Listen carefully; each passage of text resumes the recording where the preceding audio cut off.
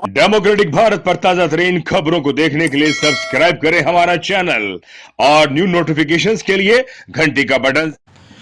नमस्कार, मैं महेश वर्मा और मैं इस समय मौजूद हूं तौलानी भवन में और मेरे साथ यहां पर मौजूद हैं डॉक्टर जीवन सिंह मानवी जी, जो लगातार देश की परिस्थितियों पर, जो वर्तमान परिस्थिति है और पूर्व की परिस्थिति है, उन पर लगातार अपनी लेखनी और वाचन से लोगों को जागरूक करते रहे हैं।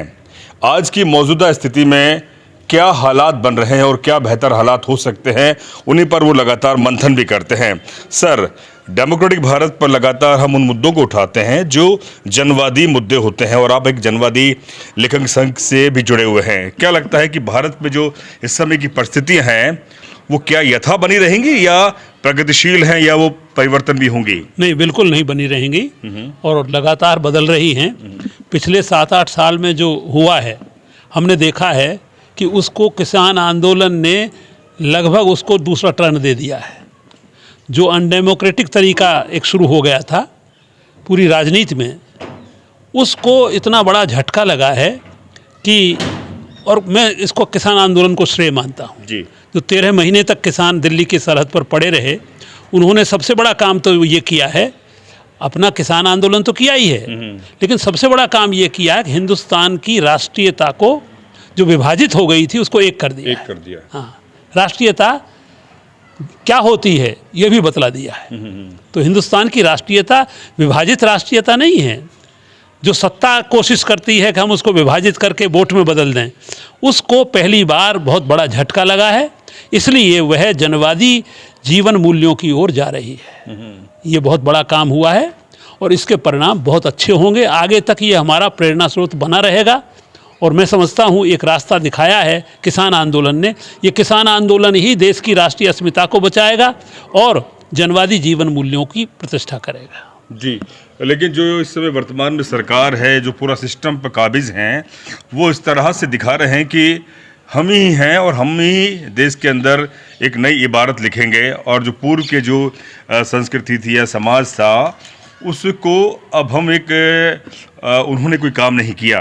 क्या आपको लगता है कि जो इस समय ये भी कहा जाता है कि जो आज की सरकारें हैं वो तानाशाही का रूप अख्तियार कर रही है और जो हमारे संस्थान हैं उन पर भी कहीं हद तक वो काबिज हैं? क्यों नहीं किया है? बहुत बड़ा काम तो ये किया है कि साम्राज्यवादी अंग्रेजों को यहाँ से भगाया। ये बहुत बड़ा काम था। जो 200 साल से जमे हुए थे और दोहन कर रहे थे हमारी संपत्ति का, हमको खोखला कर दिया था, उनको उन लोगों ने भगाया। महात्मा गांधी ने, बाबा साहब अम्बेडकर ने, चंद्रशेखर आज़ाद ने, भगत सिंह ने, नेहरू ने, वल्लभ भाई पटेल ने, मौलाना अबुल कलाम आज़ाद ने, एक आदमी है, इन्होंने बहुत बड़ा काम किया है और इनकी बदौलत ही हमको आज़ादी मिली है और इनकी बदौलत ही हिंदुस्तान में एक सेकुलर, जिसको हम सेकुलर फैब्रिक कहते हैं, एक धर्मनिरपेक्ष संरचना कहते हैं, वो पैदा की। अन्यथा 1947 में पाकिस्तान बन गया धर्म के आधार पर, आज उसका क्या हाल है? क्या 75 साल में वो कहाँ पहुँचा है? और हमारे यहाँ डेमोक्रेटिक सेटअप बना तो हम लोगों ने जो भी है वो विकास किया है और उन लोगों की बदौलत किया है जिन्होंने आज़ादी दिलाई है। इस वर्तमान सत्ता की वजह से नहीं किया है, जवाहरलाल नेहरू की वजह से हुआ है। मैं सीधा अगर नाम लूँ तो पहले हमारे प्रधानमंत्री ऐसे थे जो जानते थे कि हिंदुस्तान को सेकुलरिज्म के बिना इसकी राष्ट्रीय अस्मिता को बचाया नहीं जा सकता। हम एक राष्ट्र हैं, लेकिन वो वैसे राष्ट्रवादी नहीं है जो नफरत से चलता है, पैदा होता है। हम ऐसे राष्ट्रवादी हैं जो प्रेम से पैदा होता है और ये हमारे डेमोक्रेटिक जो नेता थे, वास्तव में मैं फिर जवाहरलाल नेहरू का नाम लूँगा कि उन्होंने ऐसी नींव रखी है कि वो नींव अब कमज़ोर नहीं पड़ सकती। कुछ समय के लिए उस पर विपत्तियाँ आती हैं, लेकिन हिंदुस्तान का आदमी ऐसा है कि वो सबका समाधान निकाल लेता है और वो समाधान निकल रहा है धीरे धीरे। मैं तो ऐसा समझता हूँ, मैं बिल्कुल निराशावादी नहीं हूँ कि ये चीज़ें बदल नहीं जाएंगी, ये बदलेंगी और हिंदुस्तान अपनी परंपरा पर चलेगा। हज़ारों साल पुरानी संस्कृति वाला देश है, इसने न जाने कितने तांडव, कितनी आंधियाँ देखी हैं, लेकिन अंत में इसने अपनी सारी चीज़ों का समाधान कर लिया है। आप आशावादी हैं, आप और जनवादी लेखक संघ से जुड़े हुए हैं, समाजवाद की आप बात करते हैं, लेकिन जो आज की सरकार है वो शिक्षा से लेकर हर संसाधन को, वो संस्थान को निजीकरण की ओर मोड़ रही है। नई शिक्षा नीति के ऊपर क्या कहेंगे, क्योंकि आज की शिक्षा जिस तरह से प्राइवेटाइजेशन हो रहा है हमारा हर संस्थान का, तो कहीं ना कहीं गरीब और जो मध्यम वर्गीय है उस पर भी, उसके पेट पर भी कहीं ना कहीं लात पड़ रही है।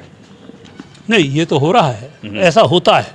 लेकिन शिक्षा आपके व्यक्तित्व को निखारती है, और वहीं अगर वो महंगी हो रही है या उनके जो माइंडसेट को बना रही है शिक्षा नीति जो लेकर आए हैं, उसके बारे में? नहीं, वो शिक्षा नीति अपने आप में कुछ नहीं होती है, वो सब फाइनेंस से जुड़ा हुआ मामला है। ग्लोबलाइजेशन, फाइनेंस का ग्लोबलाइजेशन हुआ, जब ग्लोबलाइजेशन हुआ दुनिया में तो वो वित्तीय ग्लोबलाइजेशन हुआ, पूंजी का ग्लोबलाइजेशन हुआ, मजदूर का नहीं हुआ, श्रमिक का नहीं हुआ। श्रमिक नहीं जा सकता दुनिया में कहीं, पूंजी जहाँ चाहे वहाँ आबाद गति से घूम सकती है, ठीक है ना। तो हमें ये समझना चाहिए क्यों हुआ। इसलिए हुआ कि हमारे 20वीं शताब्दी में जो एक समाजवादी विकल्प दुनिया के सामने प्रस्तुत हुआ था, वो समाजवादी विकल्प धीरे धीरे धीरे धीरे पूंजीवादी विकल्प की तरफ जाने लगा। पूंजीवाद, क्योंकि उसको भी पूंजीवाद ने घेर लिया, पूंजीवादी शक्तियों ने घेर लिया, और उनके भीतर के पूंजीवाद ने घेर लिया, तो वो विघटित हो गया, सोवियत संघ में विघटित हुआ, और चाइना ने अपना रास्ता बदल लिया। तो ये सब हुआ, तो ये ऐसा सब होता रहता है, लेकिन ये अंतिम नहीं है। बुरे से बुरा समय इतिहास में आता बदलेगा। है, बुरे से बुरा। हिटलर का जब समय आया था, मुसोलिनी का जब समय आया था यूरोप में, तब लोग समझते थे इन्हीं का समय रहेगा। ऐसा समय कभी नहीं रहता है। हमारे यहाँ भी औरंगजेब का समय आया था, लेकिन औरंगजेब का समय आखिर चाहे प्रकृति ने ही उसको दूर किया, लेकिन ख़त्म हुआ, और उसका दुष्परिणाम क्या हुआ कि मुग़ल साम्राज्य वहीं से उसका पतन और विघटन शुरू हो गया, और अंत में मुग़ल साम्राज्य रहा तो सही, लेकिन वो कुछ भी नहीं रहा। उसी मुग़ल बादशाह की आंखें निकाल ली बाहर के लोगों ने आकर के, उनके महल में आके निकाल ली, दोनों आंखें निकाल ली बादशाह की। अब अंदाज़ा लगाइए, बादशाह को किले में आके मार दिया, उसकी हत्या करा दी। तो ये सब होता है। मनुष्यता का इतिहास, आप मनुष्यता के इतिहास को बहुत लंबे समय तक विघटित नहीं कर सकते, वो होके रहता है जी। और वो फोर्सेज जो न्याय पसंद करती हैं वो भी कम नहीं होती हैं समाज में। वो समझने में गलती हो सकती है कुछ समय के लिए, लेकिन आखिर न्याय तो न्याय होता है, प्रेम तो प्रेम ही होता है। केवल प्रकृति ने हमारे भीतर नफरत नहीं भरी है, प्रकृति ने हमारे भीतर प्रेम भी भरा है, मोहब्बत भी भरी है, वीरता भी भरी है, साहस भी भरा है, जोखिम उठाने की ललक भी भरी है, वो सब भरा है।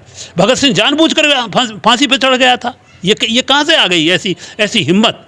तो ऐसी हिम्मत मनुष्य में हमेशा से रही है, मैं समझता हूँ आगे भी रहेगी। ऐतिहासिक आइकॉनों को इस समय लड़वाया जा रहा है, नए नए बयान आ रहे हैं महाराणा प्रताप के ऊपर, अकबर के ऊपर।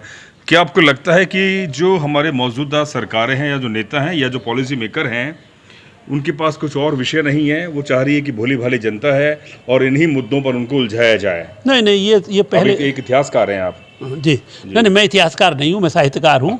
लेकिन साहित्य, इतिहास पढ़ा है आपने? लेकिन साहित्य बिना इतिहास के चलता नहीं चलता, बिना फिलोसफी के नहीं चलता है। जी जी। बिना दर्शन शास्त्र के, बिना इतिहास के, और इवन समाज शास्त्र के, जी जी, इनके बिना नहीं चल सकता। पॉलिटिकल साइंस के, इनके बिना नहीं चलता है। साहित्य में सब कुछ समाहित होता है, सब कुछ। अगर आप राजनीति को नहीं जानते हैं, साहित्य नहीं लिख सकते। अगर आप दर्शन शास्त्र को नहीं जानते हैं तो साहित्य रचना नहीं कर सकते। अगर आप इतिहास को नहीं जानते हैं तो कुछ भी नहीं कर सकते, क्योंकि इतिहास हमको नजरिया देता है। इतिहास नहीं होता, अनुभव देता है। इतिहास नजरिया देता है कि इस संसार को कैसे समझें, कैसे जानें, कहाँ से जानें, कहाँ खड़े होकर जानें। ये संसार तो बड़ा घिल-मिल संसार है, इसमें कुछ भी पता नहीं चलता। ये इतिहास ही बतलाता है कि ये दुनिया ऐसे चली है, ऐसे आगे जाएगी।